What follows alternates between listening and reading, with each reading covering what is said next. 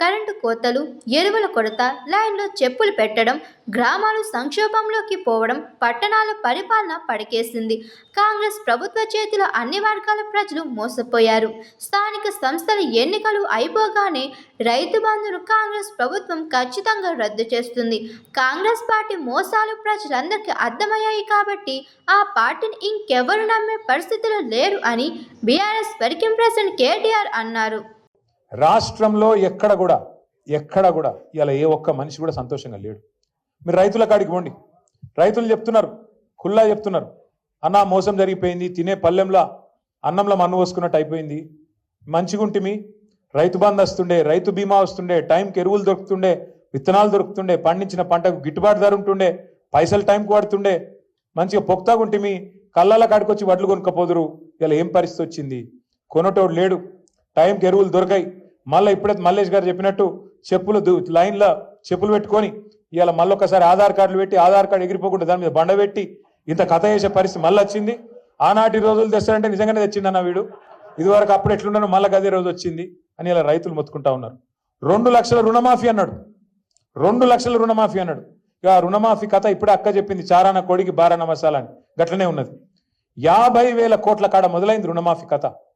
బ్యాంకులలో నిలిచి మీటింగ్ పెడితే వాళ్ళు చెప్పారు, సార్ మొత్తం నువ్వు చెప్పినట్టు 2 లక్షల రుణమాఫీ చేయాలంటే 50,000 కోట్లు కావాలని చెప్పారు. 50,000 కోట్లు అంటే ముఖ్యమంత్రి రేవంత్ రెడ్డి గారు మొదలు డైలాగులు కొట్టిడే, చేసేద్దాం, ఎడమ చేత్తో చెప్తా, కుడి చేత్తో చెప్తా అన్నాడు. అన్నంకేమైంది?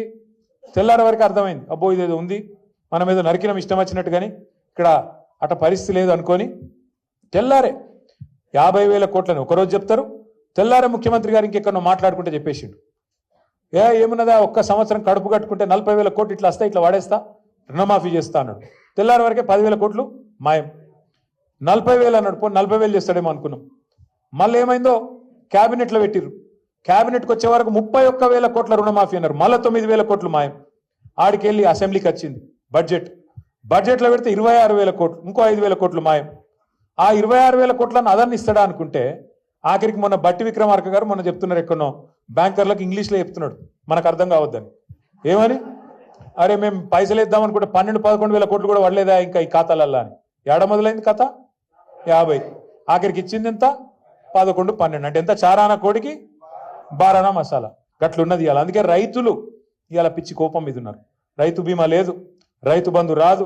కేసీఆర్ ఉన్నప్పుడేమో రైతు బంధు టింగు టింగు అని పడుతుండే, ఇప్పుడు మంచిగా బ్రహ్మాండంగా నాట్లప్పుడు పడుతుండే. రేవంత్ రెడ్డి వచ్చినాక ఓన్లీ ఓట్లప్పుడు మాత్రమే పడుతుంది.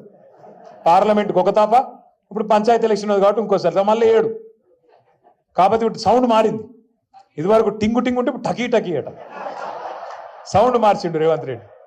టకీ టకీ అని మంచిగా పడితే బాగుండు, నాట్లప్పుడు పడాలి, ఓట్లప్పుడు కాదు కదా.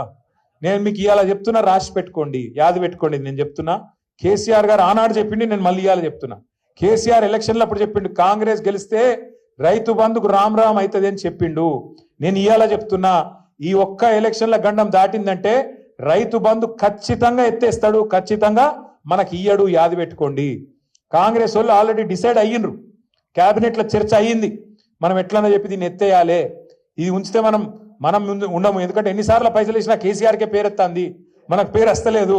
రైతు బంధు అనగానే కేసీఆర్ యాదికి వస్తుండు, మనం యాదికి వస్తలేము, కాబట్టి ఇది పెట్టి లాభం లేదు, తీసేయాలని వాళ్ళు ఆల్రెడీ డిసైడ్ అయ్యిండ్రు. Hi, this is Swathi. Like చేయండి, షేర్ చేయండి, కమెంట్ చేయండి అండ్ సబ్స్క్రైబ్ చేయండి GRTV. Hi, this is Monica. Please like, share and subscribe GRTV.